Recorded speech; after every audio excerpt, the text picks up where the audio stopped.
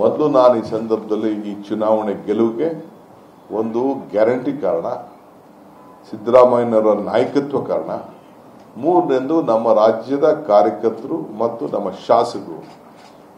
ಅವರೇ ಇಲ್ಲಿ ಯಾರು ಮಂತ್ರಿಗಳಾಗಿರ್ಲಿಲ್ಲ, ಶಾಸಕರಾಗಿಲ್ಲ, ಕಾರ್ಯಕರ್ತರಂತೆ ಅಲ್ಲೇ ಹೋಗಿ ಸ್ಥಳದಲ್ಲೇ ನಿಂತ್ಕೊಂಡು ಇವತ್ತು ಹಗಲು ರಾತ್ರಿ ದುಡಿದು ತಂದಂತ ಜಯ. ನಾವು ಸಿದ್ದರಾಮಯ್ಯನವರು ಇಲ್ಲಿ ಮುಖ್ಯ ಅಲ್ಲ. ಇಲ್ಲಿ ನಾನು ಅಧ್ಯಕ್ಷನಾಗಿರ್ಬೋದು, ಅವ್ರು ಮುಖ್ಯಮಂತ್ರಿ ಆಗಿರ್ಬೋದು, ಆದರೆ ರಾಜ್ಯಕ್ಕೆ ಒಂದು ದೊಡ್ಡ ಶಕ್ತಿಯನ್ನ ಕೊಟ್ಟಿದ್ದಾರೆ, ಆಡಳಿತಕ್ಕೆ ಒಂದು ದೊಡ್ಡ ಶಕ್ತಿಯನ್ನ ಕೊಟ್ಟಿದ್ದಾರೆ. ಇನ್ನು ಮುಂದಕ್ಕೆ ನಾವು ಬಹಳ ಎಚ್ಚರಿಕೆಯಿಂದ ಇದನ್ನ ನಾವು ಮುಂದಕ್ಕೆ ಒಂದು ಆಡಳಿತವನ್ನ ಮುಂದುವರಿಸಿಕೊಂಡು ಹೋಗ್ತೇವೆ ಅನ್ನೋ ಮಾತನ್ನ ಈ ಸಂದರ್ಭದಲ್ಲಿ ಹೇಳಲಿಕ್ಕೆ ನಾನು ಬಯಸ್ತಾ ಇದ್ದೇನೆ.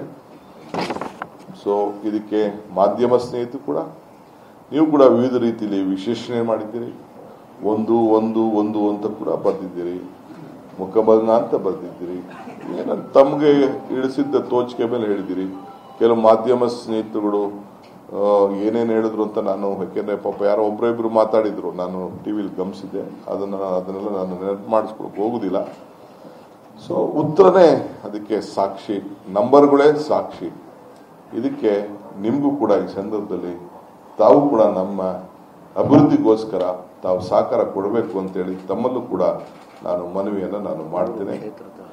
3 ಕ್ಷೇತ್ರದ ಮತದಾರರಿಗೆ ನನ್ನ ಸಾಷ್ಟಾಂಗ ನಮಸ್ಕಾರಗಳನ್ನು ಅರ್ಪಿಸಬೇಕು ಈ ಸಂದರ್ಭದಲ್ಲಿ ನಾನು ಬಯಸ್ತೇನೆ. ಇದು ನೀವು ಕೊಟ್ಟಂತ ಸಾಲ, ಬಹಳ ಹೆಜ್ಜೆಯಿಂದ ನಿಮ್ಮ ಸಾಲವನ್ನು ನಾವು ತೀರಿಸಬೇಕು.